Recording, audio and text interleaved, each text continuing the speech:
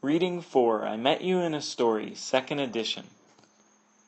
Bob Jones University Press. The Snow White Robin.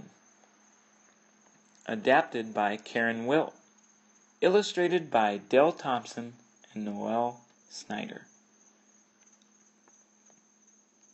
The Birthday Gift. Many years ago, a noble and just king ruled a kingdom surrounded by snow-capped mountains and azure blue seas. His people lived simple but happy lives, and the king himself lived a simple life with his queen and his daughter. As time passed, though, the queen fell ill with an incurable disease. Though doctors from countries far and wide treated her, nothing could be done, and she left the world, admonishing her husband to care well for their beloved daughter. The king sorrowed greatly in his loss, but as his daughter Arielle grew, her likeness to her dead mother charmed the king, and his heart grew tender. He surrounded her with beautiful gardens and peaceful forests. The palace walls abounded with wonderful paintings. Only the best foods were placed before the royal princess. Everything to make her life happy was lavished upon her. But as the king spent more time with Arielle, he spent less time on his throne. He began to turn the rule of the land over to the wise counselors and ministers. They, in turn, allowed some of their own counselors to make charge of smaller matters. These counselors then allowed their secretaries to have some special duties, and so it went until it came to pass that a single soldier was put in charge of the gate to the castle. Most of the ministers, counselors, and secretaries acted on all the king's charges wisely. They tried their best to be fair and just. But this guard of the castle gate was a wicked man. He flattered and praised his superiors until they trusted him completely.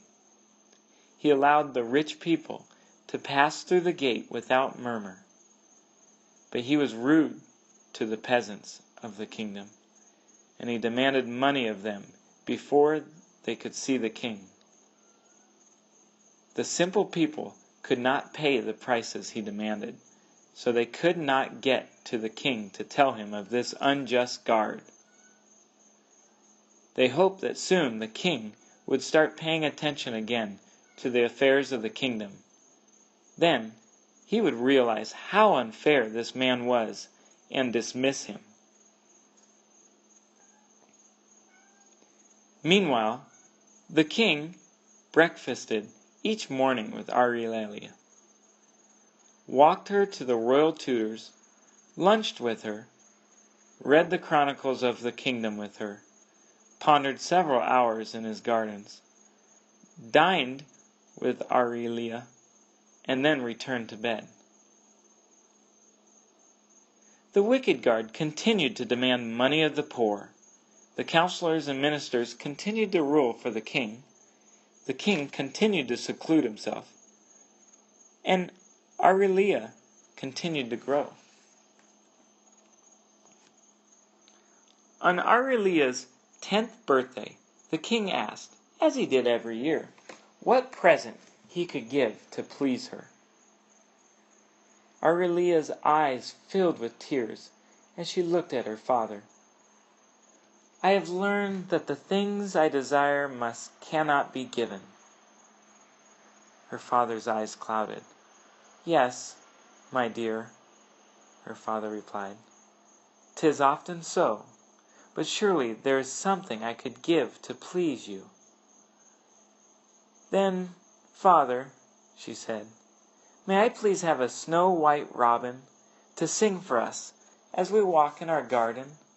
That would bring me great joy." The king twirled the end of his beard around his finger. "Well, now, I shall try," he said. "But this is a hard request." "Thank you, dear father," Aurelia said. She tapped her feet on the walk and scared a royal chipmunk into its nest in the great stone wall. After the princess had gone to sleep, the king called his royal counselors and ministers. They pondered long and hard over the request. At last, they brought a solution to the king. "Your Highness," the eldest and most respected began, "we have concluded, or come to the end of, an idea that might accomplish the task, or supply the ends of the dilemma on hand." "Yes, yes," the next said, with much nodding of his head. "The request will be attainable, and we think all can be done. Positively, sire, we have no doubts." The third bowed slowly to the ground without a word. "Well," the king said, "tell me." Slowly, the third minister raised himself. "Come now," the king said, "out with it." The minister opened his mouth. "The people," he murmured. "Yes, yes," the second agreed. "If anyone can do it, the people can." The king stroked his beard, as if this were a completely new thought to him. "The people. Oh, yes, the people," he said. "Your Highness," the first continued, "we see that the problem can be solved, completed, finished, ended, etc." The king waved his scepter. "Do it," he said. A reward. The proclamation of the king was heralded in every city and town in the kingdom. Whoever could bring the king a snow-white robin would receive the reward of his choice.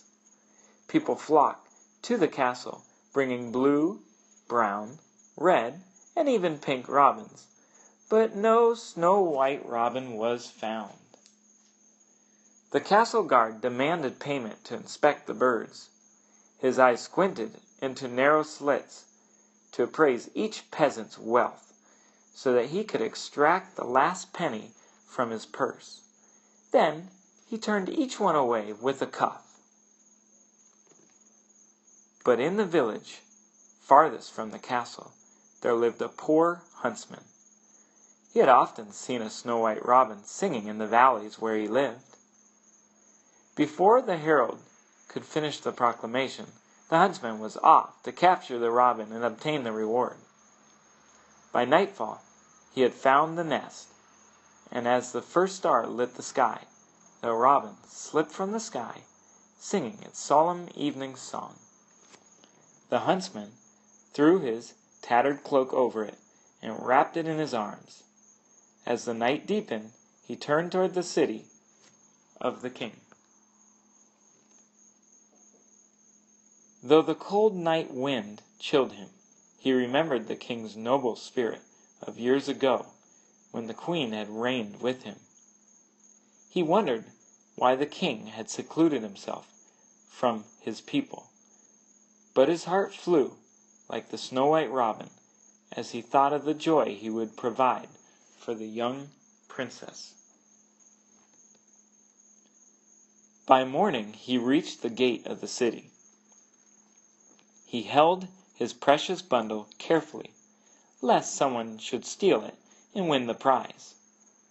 At last, his eyes, heavy with sleep, beheld the palace. He knocked timidly at the gate. Grumpily, the castle guard opened the iron doors. "Begone!" he snarled. "I've come to see the king," the huntsman said. "To see the king costs much more than one of your station and means can well afford," the guard said. "I will see the king," the huntsman said. "I have brought him something of great worth. Anything brought to the king must be inspected by me, and of certainty you should not pay the fee for such a privilege." The huntsman wrinkled his brow. "I must see the king. I have found the gift for the princess." A corner of his cloak slipped back, and a snow-white wing fluttered. The guard's eyes lit up. "Give me that cloak," he said, reaching for the huntsman. The huntsman stepped back. "I will see the king," he said. The guard lowered his eyelids until his eyes became as thin as silk threads. "You may see the king under one condition. Half of your reward must be given to me." The huntsman nodded. "As you desire," he said. The king's joy was boundless as he examined the pure white feathers and listened to the sweet morning song of the snow-white robin. Then the king turned to the huntsman, and his heart gripped him, because he had not seen any of the peasants in many long years. "Whatever you wish shall be your reward," he said. The huntsman bowed. "I desire only 50 lashes," he said. The king's mouth opened in dismay. 50 lashes? he asked. Nothing could dissuade the huntsman from his choice. A strong soldier with a huge whip was summoned. "Be gentle," the king murmured. "The man seems a loyal subject, though I cannot understand his ways." As each strike was called, the king shuddered to see the huntsman suffer. 22, the soldier cried out. 23, 24. But when he reached 25, the huntsman halted him. "O king," he said, "the guard at your gate demanded half of the reward for the gift I brought you. He justly deserves the other 25 lashes." The king gasped. Then he quickly motioned to the soldier to bring the guard. That wicked man's greediness was soon punished, and the huntsman received honor and riches from the king. The princess trained the snow-white robin to sing in the palace to cheer her father. And once more the king opened his heart to his people and ruled wisely and justly on his throne.